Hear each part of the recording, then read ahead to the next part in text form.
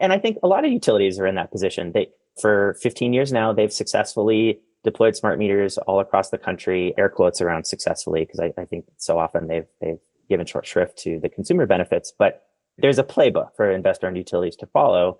And now I think they're at the point where the technology has advanced that it's raising much more serious questions that they just weren't prepared to answer.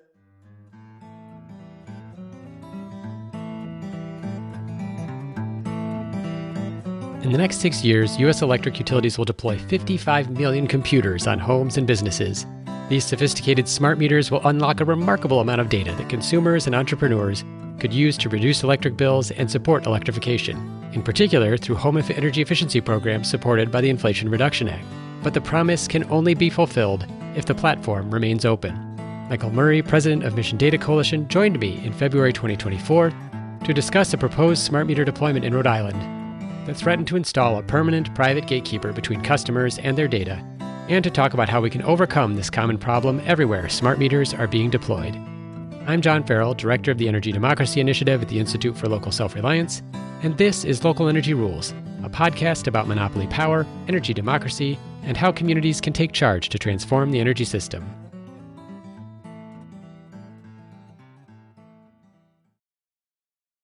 Michael, welcome back to Local Energy Rules. Thank you, John. It's a pleasure to be here. So I want to start with this because I don't think I asked you this question when you were on the first time, but am enjoying asking this question to folks who are on the podcast, which is what got you into doing smart meters and utility data and customer data? It seems like a very specific niche. How did you get there? It is. So I started a company with some friends from college and a professor. And so I was, young and idealistic and somewhat naive and thought, hey, let's do an energy management software company right out of college. And as the company was developing, it was sort of the height of the hype cycle for smart meters across the US. So in the late 2000s, a number of utilities were starting to invest in advanced meters. And my company, which was called Lucid, we wanted information from meters to just do some basic analytics. Our customers were school districts and colleges and universities. And we used to install sub-meters in these buildings to get the data that now utilities were saying was going to be much more available as a result of these investments.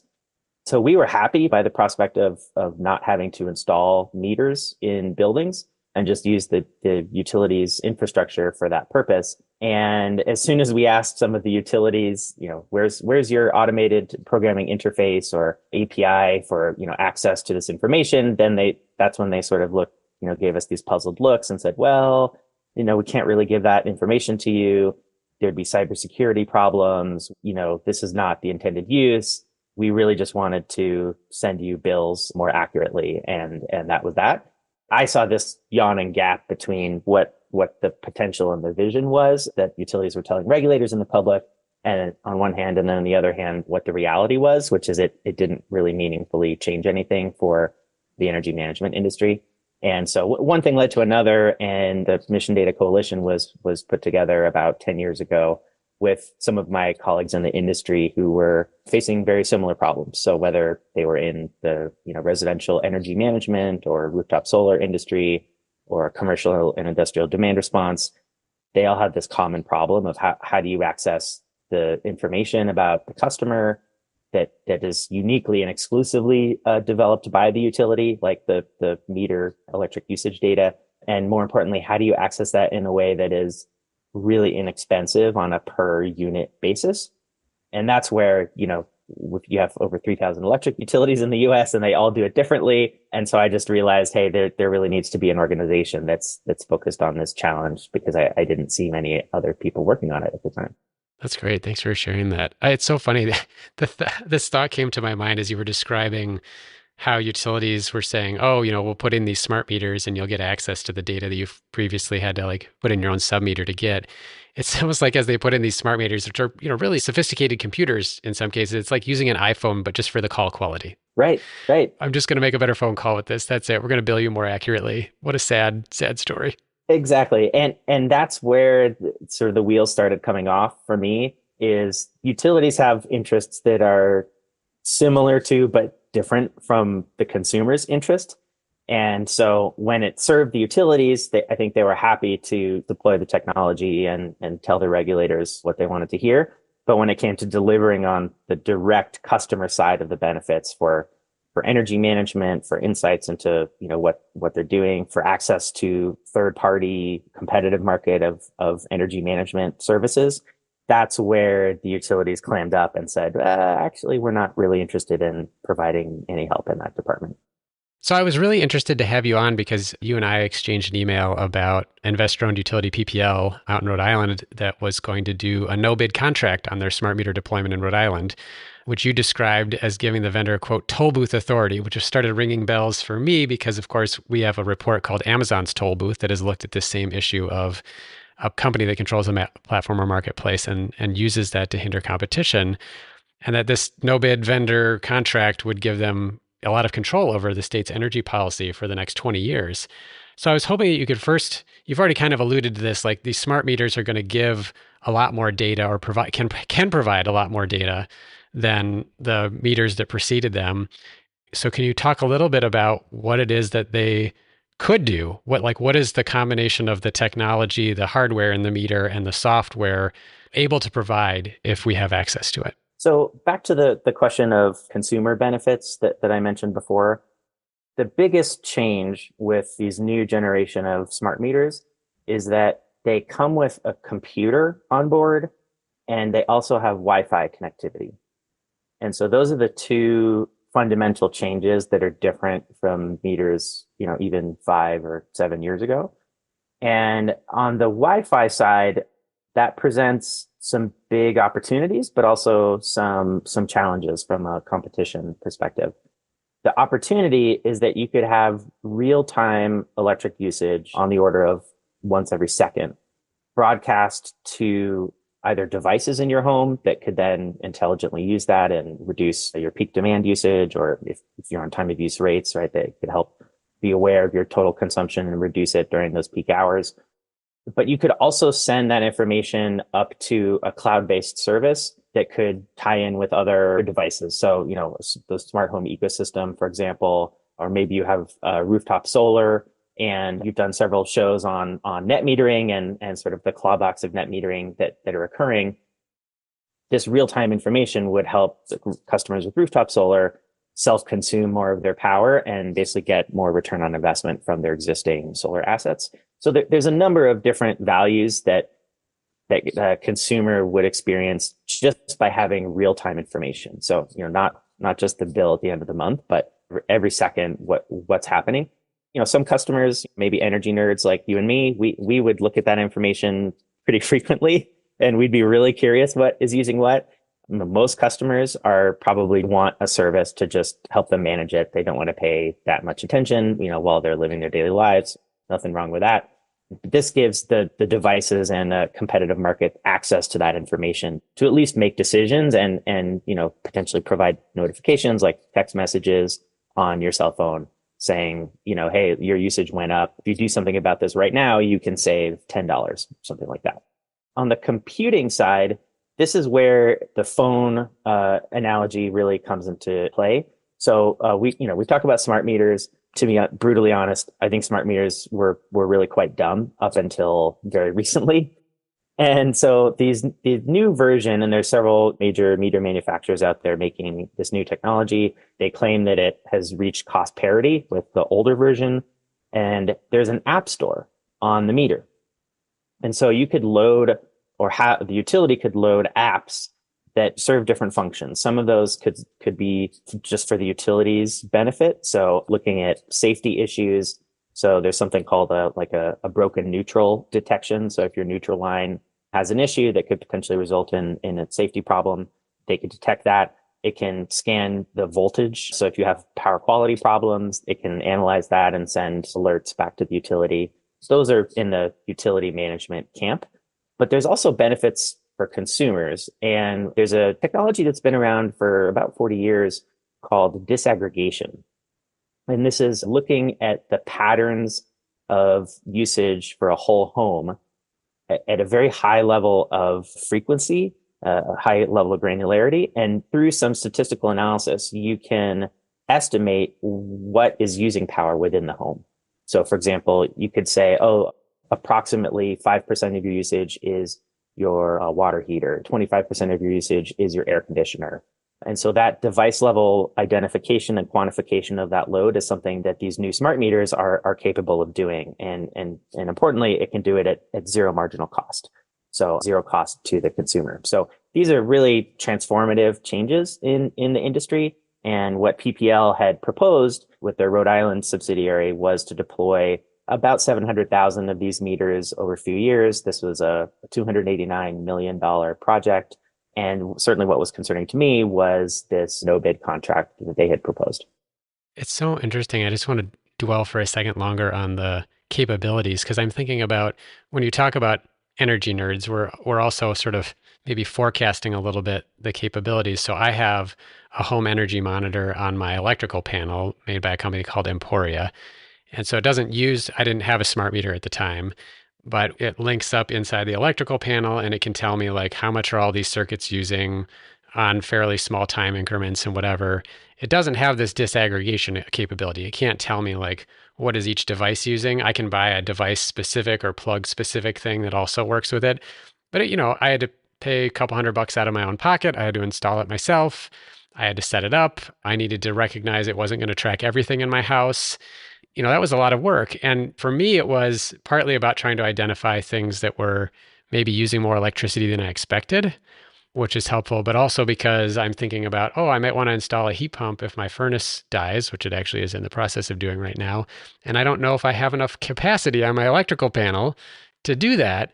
Another thing that could be answered. So the idea that the utility is going to pay for this meter that can serve purposes on their end and pay for itself, but also would offer services like that to me is very exciting. So the idea of, I'm really interested to dig into that, like how this no bid contract could have impacted that ability to get to this. So why don't you talk about, you filed testimony in response to this proposal by PPL opposing the direction that they were going. Could you talk about some of the key elements that were in your critique and what you were hoping they would do instead? It was very concerning, this possibility of basically delegating the state's energy policy authority to a private entity. And the way that this would work is under the company's proposal was that all of the details about how customer data were going to be accessible or useful to customers, what types of information would be available, what Wi-Fi devices would be allowed and which ones would be prohibited from connecting to the meter. All of these major foundational questions from my perspective were in the company's proposal kicked to a working group. So the Rhode Island Energy, which is the PPL subsidiary, said, these are important questions. We will address them, but we're only going to address them in a working group that we will convene after the commission has given us approval and rate recovery for the deployment.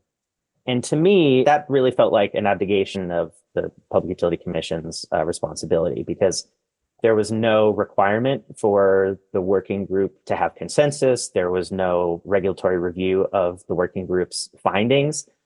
We were basically being asked to accept the company on good faith and no promises beyond good faith, would listen to different stakeholders' desires and comments. Then they would have unilateral authority to decide whether to act on any of those recommendations.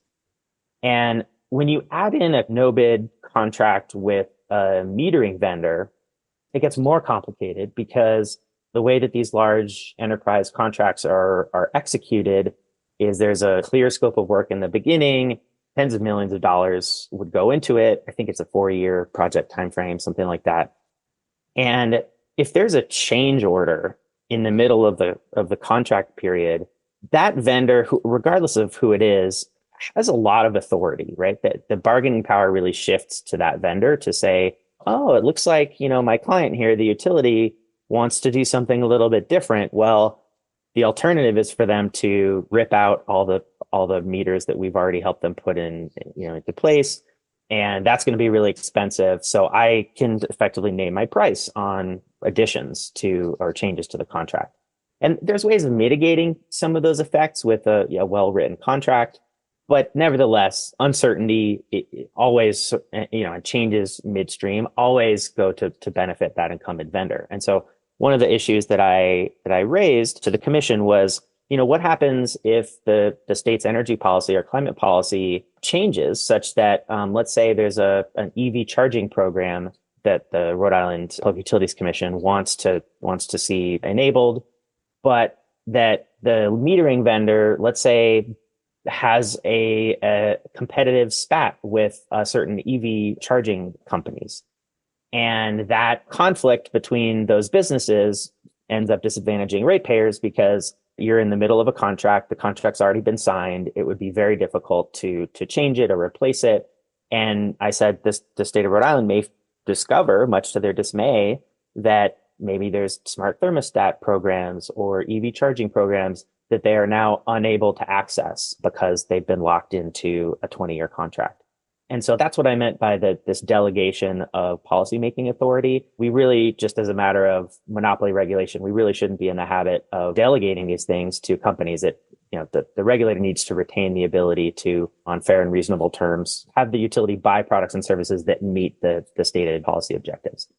I think you mentioned this in your comments, but about what some of the implications were, for example, for the implementation of the Inflation Reduction Act around this decision. Like, if the commission had gone ahead and just rubber stamped what the utility had proposed, I think you've kind of touched on this already, right? You mentioned like EV charging programs, smart thermostat programs, but the Inflation Reduction Act is pouring money into clean energy investment. Where might there have been some dissonance there between what could have come out of this contract and getting the dollars out the door to support clean energy deployment? One of the biggest opportunities with the IRA, which I don't think gets talked about very much, is not the tax credits, but the home energy rebate program. That's referred to as HOMES. It's a sort of gobbledygook acronym. It's contrasted with HERA, which is the electrification rebate program. And HOMES is under the IRA is $4.3 billion for measured energy savings in homes.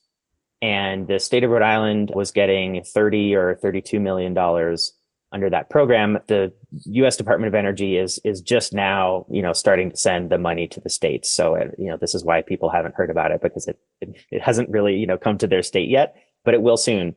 And this is potentially really transformational. We're talking about, $2,000 to $8,000 per home to fund efficiency improvements. And to prove those improvements in order to get the rebate, you have to have your energy usage data. And this is both electric and gas. And if you have delivered fuels like, propane, fuel oil, things like that, which, is pretty common in the Northeast, you need all that information to demonstrate the reduction. And what was concerning to me about Rhode Island Energy's proposal was that they really hadn't thought about that, about how implementing the IRA homes and their Office of Energy Resources, which is the state agency that's going to be receiving and administering the funding, how they would actually interact with it and use it. And one example is natural gas data. So although this was an electric application for spending on the electric side, we had recommended that the state require Rhode Island Energy to include natural gas usage data. And the argument was, this is an absolute necessity if you want to administer these funds coming into the state. Your listeners may not know, but Rhode Island actually has one of the most aggressive climate laws in the country, with a very aggressive decarbonization target in 2045. And so this opportunity really can't be missed. And so, the idea that waiting for a working group 1, 2, or 3 years from now to then consider the question of, well, should natural gas be included? That just was not going to sit well and not comport with the aggressive climate policy of the state. And so that was an example of, I think that there's several others too, involving like exactly what types of information. For example, if you're using under the IRA, there's something called a BPI 2400. That's a standard from the Building Performance Institute for tracking, for basically doing a modeled calibration of energy usage in a home so that you can see how much energy you'd save as a result of some intervention. And you need to have, in order to pass that standard, a lot of meter readings need to have both, whether it's an actual meter read or whether it was estimated. So estimated meter readings do happen, and that can negatively affect your ability to get a rebate through the IRA. And so again, Rhode Island Energy could just decide not to include that actual versus estimated attribute of energy usage, and that would throw the administration of this program into chaos. So those are just some of the examples that made me very uneasy about shifting a lot of this responsibility into a working group. So one thing I'm really curious about, and this of course comes from my bias of working a lot on solar, where we see a very clear utility opposition to solar, very rationally rooted in the way that utilities often make money. So I'm just curious if you could speculate maybe about why you think the utility proposed this approach in the first place, and whether or not there's some particular financial or other advantage to the utility having a gatekeeper at the smart meter. In this case, it's always hard for me to speculate on motivation, but I think the pattern that I've seen with other utilities, we work in about 10 or 12 states every year, is that the utility wants to give sort of the minimum amount of lip service to consumer benefits with as little accountability as possible, while focusing on the capital expenditure and the operational efficiencies that really benefit their bottom line. And as you say, that's a rational, economically speaking approach. And what I think was concerning was twofold. One, shifting some really key questions to a subsequent working group with basically no power, and after all the financial decisions had already been made. That was obviously concerning. But it was also pretty clear that the company hadn't really thought about any of these big questions. So the fact that there are computers inside the meter, the fact that there was Wi-Fi, I don't think they'd really wrestled with that role and what that means for them as a sort of digital platform monopoly, in addition to just being a wires and poles monopoly. And so I think they were genuinely curious and hadn't heard opposition of the type that I was putting forward. And I think a lot of utilities are in that position. For 15 years now, they've successfully deployed smart meters all across the country, air quotes around successfully, because I think so often they've given short shrift to the consumer benefits. But there's a playbook for investor-owned utilities to follow. And now I think they're at the point where the technology has advanced, that it's raising much more serious questions that they just weren't prepared to answer. To some extent, I'm happy to provide some education, both to the utility and to the regulator in this type of context. But this is a nationwide issue. According to our calculations, there will be over 55 million of these new meters with Wi-Fi and computers on board deployed across the country by 2030, many of which with federal funding as a result of the IIJA, which is the Infrastructure Investment and Jobs Act. These are key questions. Just as we're asking questions about app stores with Google and Apple, we also need to be thinking about monopoly questions on our electric meters. We're going to take a short break. When we come back, I ask Michael what the Rhode Island Commission decided to do. We examine what other states are doing, and I ask Michael what he'd do if he had a magic wand to create the best possible data access policies.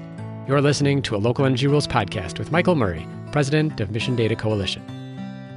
Hey, thanks for listening to Local Energy Rules. If you've made it this far, you're obviously a fan, and we could use your help for just 2 minutes.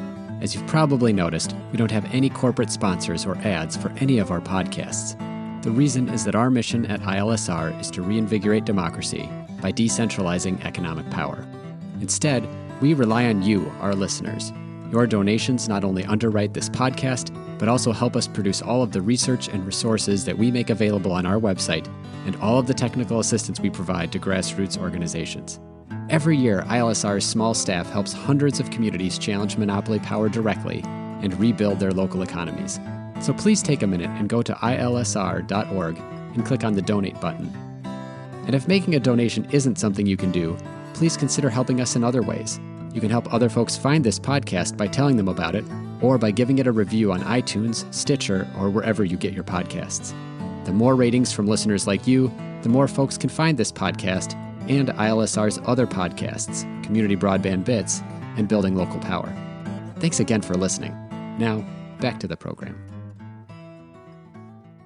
Having now made people wait for 20 minutes, what did the Rhode Island Commission ultimately decide in this case? Were you surprised? Do you feel like they got it right? Do you feel like their decision was an exception to what usually happens? How did it turn out? They got many things right. It is not a perfect decision. What they got right is they allowed the smart meters to go forward, but there is a requirement that 2 months after the smart meters start to be deployed, the company has to present a plan for the commission's approval that's comprehensive, addressing number one, how historical usage data is going to be accessible to customers. So this includes the green button connect technology for exchanging historical usage data. They have to address the natural gas question that I mentioned before. On the Wi-Fi side, they have to provide technical specifications and requirements for what types of devices are allowed to connect. So this is an opportunity for transparency. Those who worked in this home area network industry, as it's often called, are familiar with the term bring your own device, or BYOD. And that's the idea that, I shouldn't have to get pre-approval or only receive a Wi-Fi device that has been approved or certified somehow by the utility. And so the utility has to provide a plan about this bring your own device functionality, which is a very positive step forward. And the third item that I thought was a win was the commission required them to provide a plan for the terms and conditions between the App Store operator and software developers who might write apps for the meter. And the terms and conditions, it maybe sounds pretty boring. Lots of people agree to terms and conditions, when they use websites today. But the terms are really important because this is the interface between a monopoly and a competitive marketplace. And so, for example, if the meter vendor, which is also invested in electric vehicle, charging programs and smart thermostats, if they had terms and conditions that were unfair or coercive, things like you're not allowed to connect your home EV charger over Wi-Fi to the meter because that would disadvantage our product. That would be an example of an unfair term. And so the commission required the utility to put forth a plan for how they're going to address these, fair, open, non-discriminatory terms with software developers. So I thought that was really positive.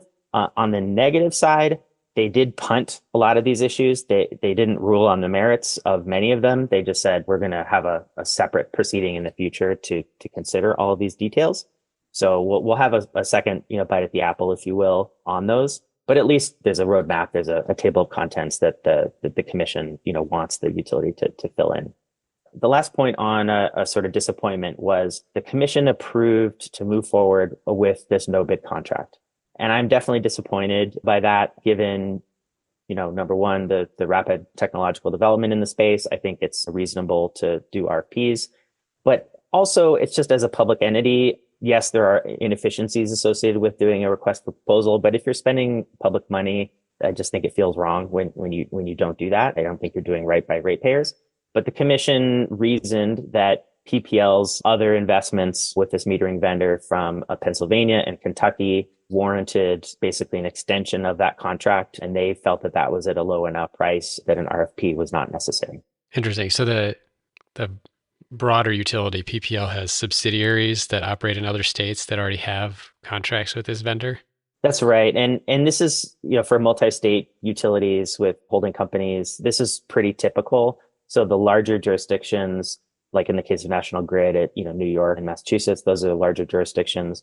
Those were the ones that carry really the bulk of the cost for this infrastructure. And then the smaller jurisdictions are often sort of forced along to follow. And the argument there, some of which is legitimate, is that it's just easier to extend some of the software and back office infrastructure for a few 100,000 customers in Rhode Island than it is to start over with a new business process and new backend software and databases and things like that. Again, I think the efficiency argument can be made, but my view was, why not do an RFP and see for yourself if in fact it is more efficient to use the incumbent vendor. If so, great, then everyone will feel good about making that decision. But not even requesting the information from other bidders just felt like a fatal flaw to me. It's kind of interesting too, because my perception of those holding companies and their subsidiaries is that their operations are largely separate. Like Xcel Energy, which serves me in Minnesota, has a subsidiary in Colorado and in New Mexico and in Minnesota. And when we've asked about whether or not they can do things that are going on in the other state in our state or vice versa, the story is usually like, well, those are separate entities. So it's funny to me that they're like, oh yeah, because we work with this vendor somewhere else. I'm like, yeah, you do, but generally speaking, your infrastructure is pretty distinct by state because the regulatory oversight is by state. So there's not actually a lot of working together. I mean, I suppose you can call up the engineer that works for the company in Colorado and be like, how did you implement this? But it's funny to me to hear it characterized that way. To be fair, I'm not, looking under the hood here, but my perception is that they're really not that connected in a way that would allow for those kinds of efficiencies to be captured. And I see utilities all over the map on that question. Theoretically, the reason that these states allowed the holding companies to acquire the jurisdiction, electric utilities in other states, was that back office efficiencies would result in rate decreases, or at least lowered revenue requirements. That at least was part of the pitch that was being made. We saw that with Exelon, with Excel, with many other utilities. And I think some utilities do have a shared back office infrastructure, and they use that quite well, as I think they should. But then there's others, particularly ones that have acquired entities recently, where it's going to take many years to get those systems integrated. So I would say you're touching on an important topic, and especially when it comes to merger review, this is something that should be carefully looked at. The per seat cost of extending PPL's contracts from Pennsylvania and Kentucky to about 600,000 customers in Rhode Island it should be, relatively small. You're not starting from scratch. And that's something that just, I think, needs more scrutiny in general. Well, for people who are interested in diving in on merger stuff, I did have Scott Hempling, who wrote a book on utility merger issues, on the podcast back in episode 109. And he gave a full chapter and verse on how, in general, those efficiencies that are supposed to come from mergers don't generally accrue benefits to customers. So I'm shocked. There's lots of shocked expressions all around on this podcast right now. Let me pivot a little bit. So we've talked a lot about this case in Rhode Island. I'm curious if you have found that other states are trying to address this issue of data access and smart meters, and especially as it relates to IRA programs like homes. Yeah, there's a really exciting development in New England, which is a Northeast regional data hub. And one of the problems for smaller jurisdictions is that it takes a lot of effort for distributed energy resources companies like, solar installers, heat pump installers, et cetera, to write software that interfaces with a given utility. And so if you have 10 or 15 utilities in a certain area, it's 10 to 15 times the work for getting that software to ingest the customer data and provide products and services. It's much easier if the utilities bond, together, and then there's like one place you can go to access this information as opposed to 10 or 15. So we've made some progress on that front. New Hampshire actually has some enabling legislation, and the commission approved in 2022 a settlement agreement, which I was a part of, which calls for a statewide repository. So there's 3 electric and gas utilities, and there will be, one point of entry essentially for the secure and permission-based exchange of billing data, account information, usage data. So that's great. And that's going to really help their administration of the IRA funding. Where we've been leveraging federal funds most recently is we filed a preliminary application called a concept paper to the U.S. Department of Energy under their GRIP program. This is a Grid Resilience and Innovation Partnerships. And we've pitched a regional approach. So there would be utilities from Massachusetts, Connecticut, and potentially Maine all involved in this effort. And that also happens to overlap with the ISO New England footprint. So if there are, aggregations of DERs participating in wholesale markets, they'd have a much easier time moving from jurisdiction to jurisdiction across state lines. So there's a lot of efficiencies to be gained there, and, potentially lower power prices on the wholesale market for consumers. So that's really positive. We're still in the sort of early application phase on that, but it is a trend to combine these utilities data systems into one place. And New York has actually made a big effort on that, called the Integrated Energy Data Resource, the IEDR. And that's going live. It has gone live with several features last year. The permission-based exchange of individual customer usage data, that is going online, I think this month. So there's a lot happening in the Northeast on this topic, and it's going to be really exciting for the heat pump installers of the world, the installation providers, to really make the most efficient use of the IRA funding. I mean, there's a lot of funding, as we mentioned, and we've talked about the IRA specifically. Is there anything else that you feel like the federal government can do to help unlock customer data access? For example, there's a petition the ILSR has been involved in to the Federal Trade Commission, which oversees a lot of issues of like competition. And in these cases, we're talking about competitive markets already that can be supplied data. Is there the Energy Information Administration collects a lot of data from utilities? I don't know. Are there other things that you're thinking about where the federal government could take action to be helpful? Yeah, that's a great question. There's so many things that the federal government could be doing much better on this topic. The first one that you mentioned is EIA, and they are in a position to develop a machine readable database of all of the different rate structures across the country. And that would have tremendous benefits for these energy efficiency service providers because rate complexity is a real monster issue. And with, 3,000 plus utilities, they each have maybe a dozen different types of rates. There's just no way a human is going to be able to, in a scalable way, provide some what if analyses for customers. So that would be one thing.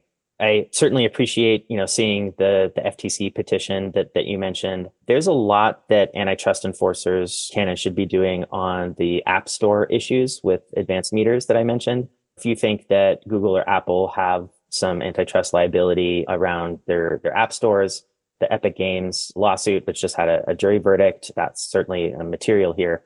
Well, I think the problem is 10 times worse for the smart meters because I can at least choose what type of phone I want to use, but I don't have any choice about what meter is on the side of my house. And so if there is a violation of antitrust laws, I think that's, very ripe for exploration. And the last point has to do with the Department of Energy grants. They're giving a lot of money to utilities for grid resilience. These are very important, necessary improvements to the power grid that we need. And one of the requirements from the Department of Energy is that data needs to be provided to customers per Green Button Connect. And it also needs to be available in their phrasing on an open, non-discriminatory, real-time basis. And the question before the department right now is, are they going to enforce those requirements? So the first round of grants has been awarded to about 34 utilities. This is $1 billion of taxpayer money going to fund these utility projects. Many of those projects are, very important and useful. But is the federal government going to require open, non-discriminatory access to the information that's generated by these meters? That remains to be seen. I did send some initial inquiries to some utilities asking what their plans were for Green Button Connect after being granted these awards. And I received some initially very puzzled responses like, we're not sure what you're talking about. Our project doesn't seem to involve that requirement. So there seems to be some fumbling around here. And I'd really like to see a more assertive stance from the Department of Energy, just like the US government does with regard to broadband funding, where the government says, we'll fund fiber, but it needs to be an open network for the life of the investment. And same thing here, if we're going to fund metering and resiliency improvements with utilities, those improvements should be on an open access basis. So that's something where the rules are already written. The question is the Department of Energy actually going to enforce it and put it in their contracts? That's great. Those are two really helpful and meaty things that folks can follow up on if they're interested. I just have a couple questions left. No, realize that we're running up on time here. On your prior appearance on local energy rules in episode 155, you talked broadly about how data access was kind of a larger issue around monopoly power. We don't have time, obviously, to rehash that entire episode, but I don't know if you want to give people a quick preview of that digital platform monopoly report that Mission Data put out a couple of years ago. And I'm also just curious, too, as you do that, if there are disparities in this issue of data access around like race or income that folks should be thinking about. Is there an equity perspective here as well as a monopoly issue?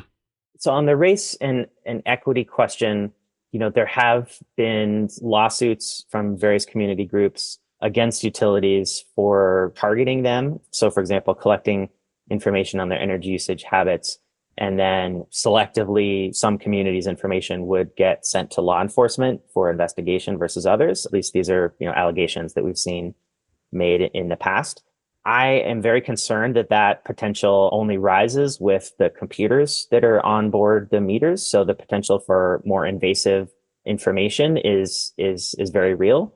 that the detail of where you're using power in your house could be transformational for energy management and for decarbonization. And we're very excited by that.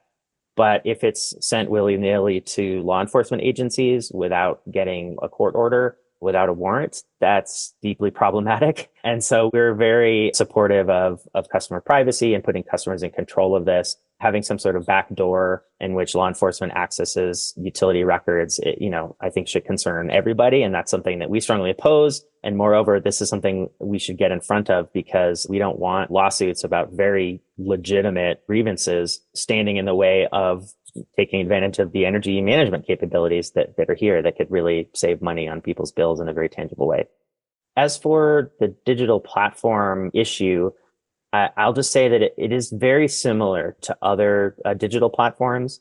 So when there is a gatekeeping power, we start to see some of the same behaviors. So there could be discriminatory terms and conditions. There's a lot of ability for surveillance to occur. So of a competitive nature. So if the platform operator sees a successful app on their platform and they say, hey, that's actually doing really well. Why don't we copy that? Why don't we mimic that with our own offering and then, make it very difficult for this company, who's, young and innovative and invested the time and effort in maybe a riskier project has a much harder time being successful. So those are sort of inevitable incentives that arise with any digital platform, and electric utilities are not immune to that. If you could wave a magic wand, what is the structure or the rules that you would want to put around the system that collects and shares customer energy use data? Whether or not it's the ideal, if you have an example of someone you think really is doing this right, who is that? Where could people look to understand how this could really be done the best possible way?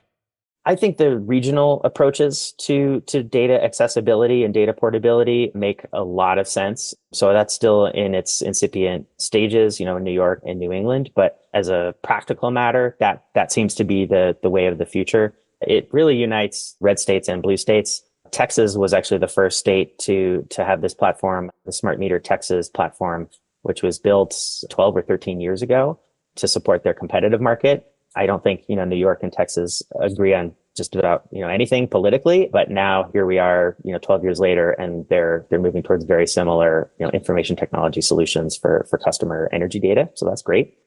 And if I had a magic wand, I think I would really make sure that utility regulators know that part of their job, and perhaps an equally important part of their job as setting rates, is ensuring that decisions that they make about the reach of utilities does not disadvantage these adjacent competitive markets. So in your previous podcast with Seth Handy on Rhode Island, which by the way I thought was excellent. He had some really great comments about the market and you had good discussion on antitrust issues.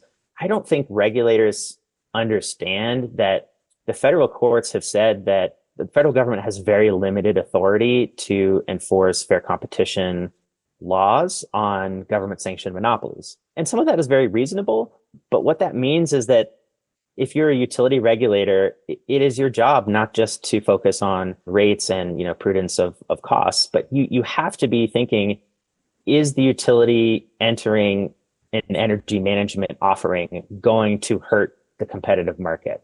Because a lot of companies in the space, if you were to take this issue to court and litigate, the federal courts are probably going to tell you, you can't come to us. You have to go to the state PUC. They're the ones who are in charge of settling this matter.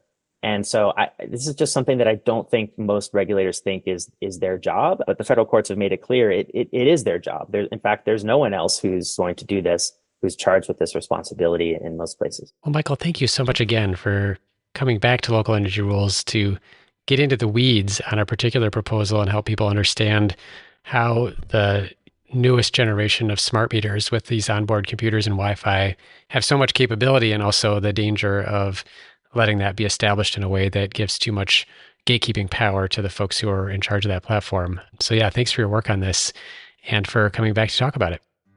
It's my pleasure. Thank you so much, John.